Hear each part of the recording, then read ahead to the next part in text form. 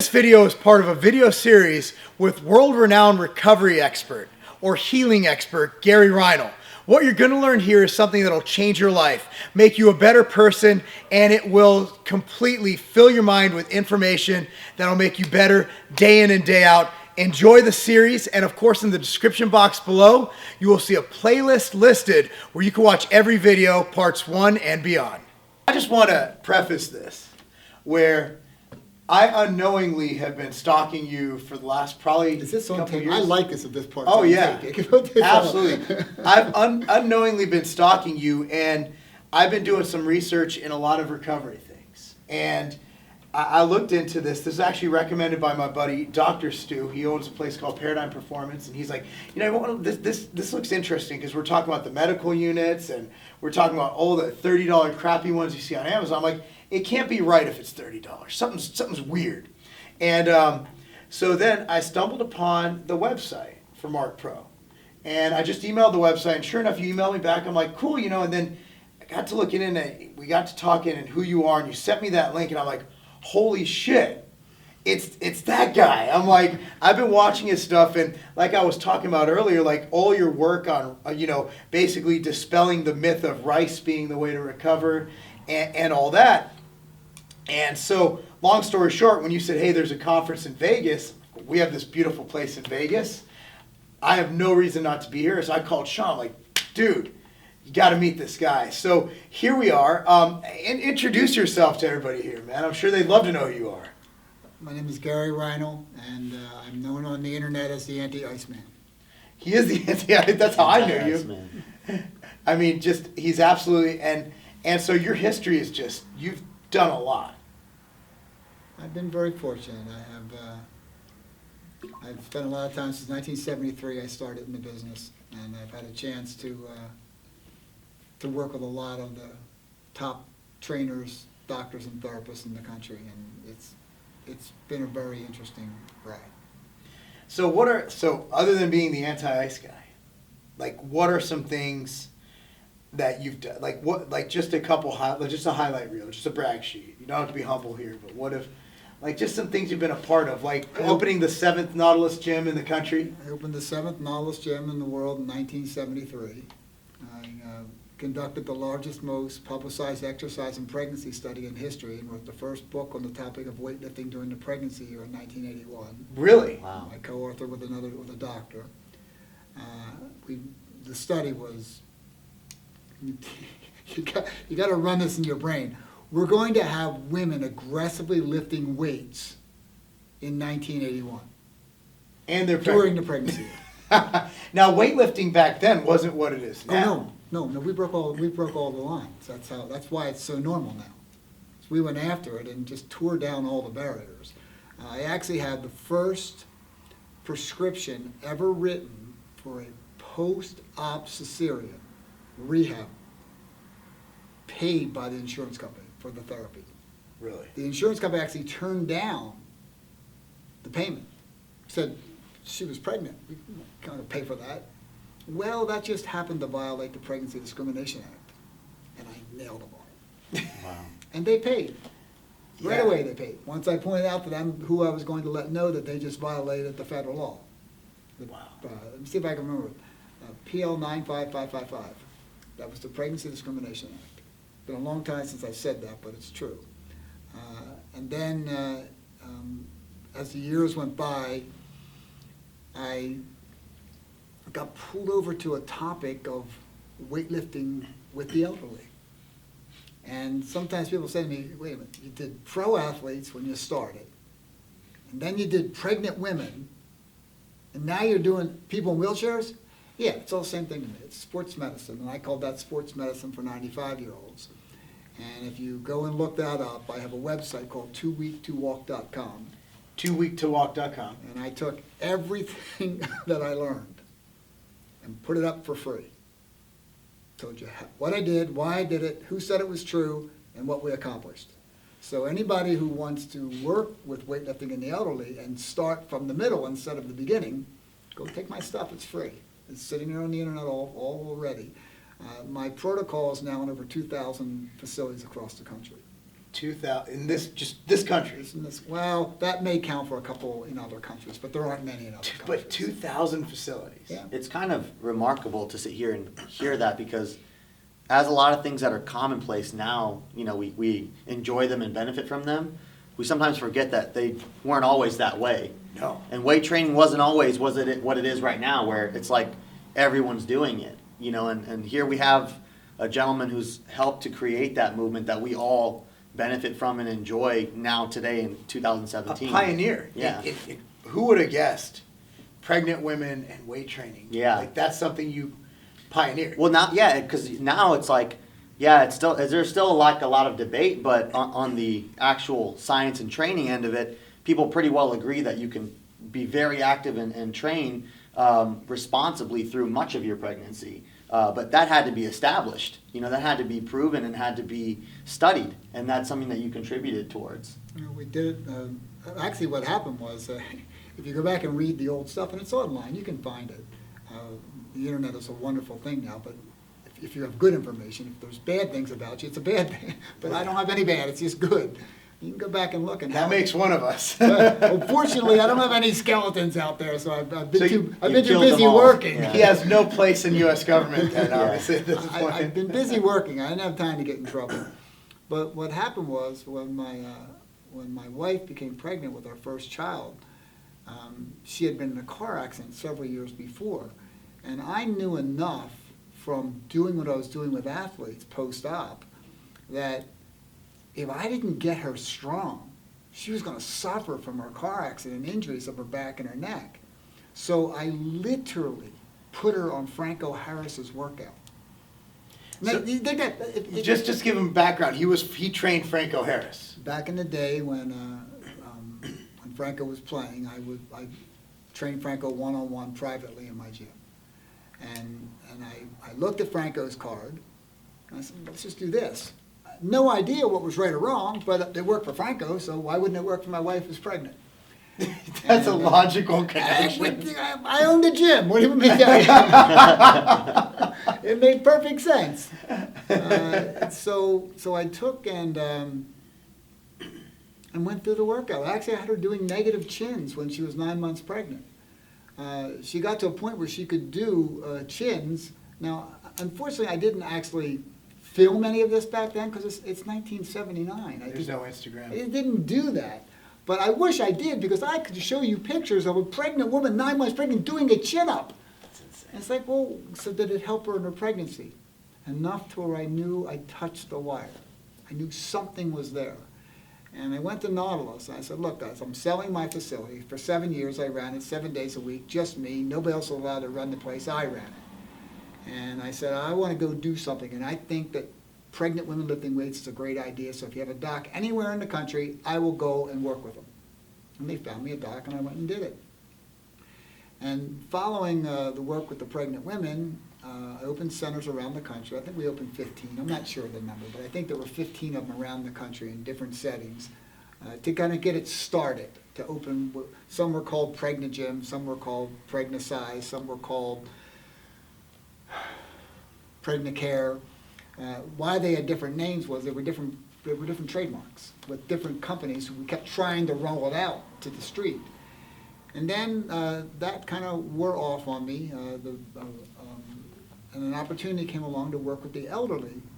And I heard, at the time I was the general manager for the medical division for Nautilus International. And I heard a report come on the radio from on PBS. What's it called? PBS, right? Mm-hmm. Yeah. On PBS. NPR. NPR. Oh, I thought Yes, PBS. NPR. Thank you. So on the radio. On Yes. the radio, Okay. and it said tonight at 6 p.m. we're going to interview Dr. Maria Ferraccioni, who has just published an article in the Journal of in the New England Journal of Medicine on lifting weights in 90-year-olds. And I went, I'm out of here. I drove to the airport, jumped on a plane, and flew to Boston. I was in Charlotte. I'm there. I walk in her office 15 minutes before she's going on air live. I'm sitting in her office while she does the interview. She gets done, I say, let me tell you something. I got to find out everything you know. You got old people lifting weights and they can walk, couldn't walk before. Everybody needs to know this. So I started reading and researching and understanding that, in fact, the facts were established that people in their 90s could in fact get stronger and walk better, or maybe even begin walking when they hadn't been walking. And I said, well, we got to do this. So I started a program and took it to one of the billion-dollar-plus rehab companies and said, you need to do this, and I'll help you do it. And I helped them do it, and now there are some 2,000 facilities around the country. There may be a few outside the country, but mostly in the country, who follow the protocol. And I simply made up what I called sports medicine for 95-year-olds. And anybody who wants the information, I put everything I learned, all of the articles, everything about the project on my website called 2weektowalk.com. I don't sell anything there. Is that with the number 2? T-O-O. T-O-O. 2weektowalk.com. Okay. It's completely free. I keep it up for anybody that wants to move forward with this concept. And what I have on there, by the way, you can find stuff where interviews with me where I worked with some older people and some therapists in nursing homes. The one story that you can find online that's really, I'm so glad it's the highlight, because this is what actually happened many, many times. But we have this one documented.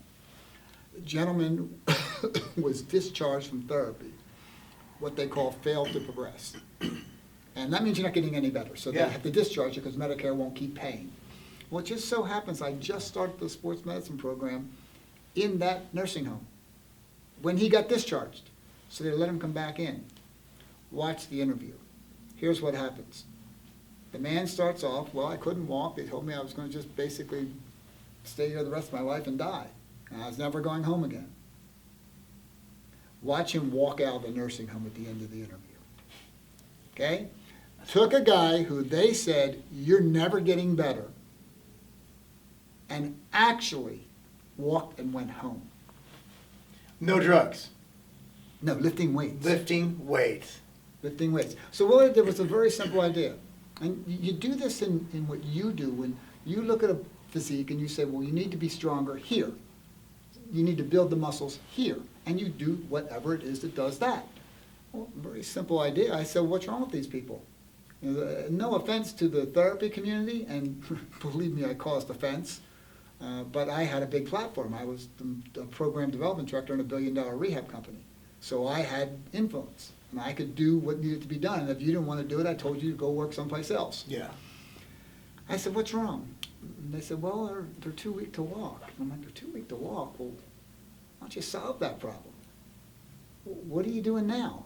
They're playing with hoops and putty and green cones. It's like, that's not going to fix this. No. You've got to do something for real. That, well, Gary, you know, I don't understand. They're old and they're osteoporotic. And I'm like, do you guys read the literature? It says that lifting weights takes older people and makes it so they can walk again. You guys don't read your own stuff? This is JAMA, New England Journal of Medicine, topic of geriatric rehabilitation. This is the real stuff. You guys aren't doing it. So I went in and I force-fed them. And I said, what's wrong? Can't stand. Okay, let's do a leg press. Because that's like standing, right? Yeah. You get what it is? And I said, what do you do when you push up? You push off your arms. So let's do a seated dip. So I took a leg press and a seated dip. I said, okay, now what happens? Well, what happens is when you stand up, you're too weak to hold the weight of your upper torso upright. I said, straighten your lower back. So I put a low back machine in. And I said, well, so what happens next? And they said, well, their head is forward and they can't breathe, speak, swallow, eat, or see. I'm like, well, that's a big problem. Why don't we make their neck and their thoracic area stronger? So we'll do a neck extension and a neck flexion. Oh, Gary, you can't do that. Oh, no, yes, you can. Trust me, you can. And then we're gonna. And then we'll do a compound row. So I took 6 exercises, dropped it into the setting called sports medicine for 95-year-old, and now it's basically the standard in the industry now. Did you ever look back and say, I can't believe no one thought of that first? Like, you pioneered that. 6 simple movements that you could have thought, okay, I need more leg strength. Okay, maybe I should leg press. Like, you literally took the mechanics of standing up and walking, and you segmented it. That's insane. I mean, the simplification of every movement. I don't know why others didn't do it, but I know why I do. Because it's always been the same thing for me. When Franco Harris walked to my gym the first time back in the early 70s, I said, what are you trying to do? He said, I'm trying to do this. I'm like, okay, well, what's weak? Well, this is weak. Let's make that strong. It's always been the same answer. People have said to me, how could you jump from pro athletes to pregnant women to people who can't walk in nursing homes? It's all the same thing to me. It's the same conversation every time. And I want to get people so that they can do what it is they want to do. For example, I have a guy, I'm sure he's not with us anymore, but his name is Floyd Lowe. He was my first person that I worked with in the senior living industry in Boulder, Colorado. Wonderful man, had fallen and broken his neck. He wasn't paralyzed, but broke his neck and became so weak that he could no longer sit in a wheelchair comfortably. He's like this. And they said to me, I told the administrator, I said, look, bring somebody down who wants to get better. Okay, because it's the first one, it's the first center, back in 95. So what's that, 23 years ago almost. Yeah. And I said, look, just bring me somebody who wants to get better, who wants to get their strength back. I brought me down Floyd Lowe. They wheeled him up in a wheelchair, and I went, well, hi, Mr. Lowe, it's a pleasure to meet you, and what I'd like you to do is get in this leg press machine here, and we're going to see how you can do. And they're like, Gary, he can't get up. Like, oh, all right. I told the therapist who was helping me, I said, Marc, get his other side, get him in, pick him up, we'll get him over here. So we picked him up, we put him in the machine. An old Nautilus leg press machine, and I said, Mr. Lowe, if you would put your legs up on the pads, we'll have you push the weight forward, we'll see how much you can do. Let's just find out. It's not a contest, the best you can do. They're like, Gary, you can't lift those legs up in the air. I got people whispering over my ears at me. I'm like, pick his leg up. So he put his leg up and put it on the pad. And I took the pin out, because at this point I realized it was not going to be able to do much weight. Yeah. But the carriage has about a 30-pound weight, to pull the plate, To keep it tight, yeah. To bring back the foot plate. The foot plate. So he put his foot up, we put his foot up, and he went to push it out, and he couldn't move it, so I helped him push it out, and I put it out the other end, and said, okay, what I want you to do is just bring it back. I can't imagine you can't do that, okay? Of course someone can do that. Oh no. We grabbed it, because it was flying back. And I went, wow, he can't even lower that much back, no wonder he can't walk. And then I simply said, all right, well, we're going to help you do it. And with that, his foot slid right off the foot platform. And I went, he's not strong enough to exert enough force against his foot on the platform to hold his foot in the air. So you know what we did?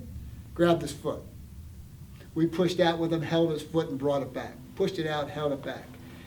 About 14 weeks later, I returned to the nursing home. I walked in, Floyd Lowe was across the room, right there, right across the room as I came through the door. He's in the seated dip machine. Here's what I watched. And they all knew I was coming, by the way. So this was, I'm not going to say planned, but they knew they were going to get me. Somewhat orchestrated. Floyd Lowe pushes himself up out of the seated dip machine. Gary! Across the room he walks to me. Unreal. There wasn't a dry eye in the place.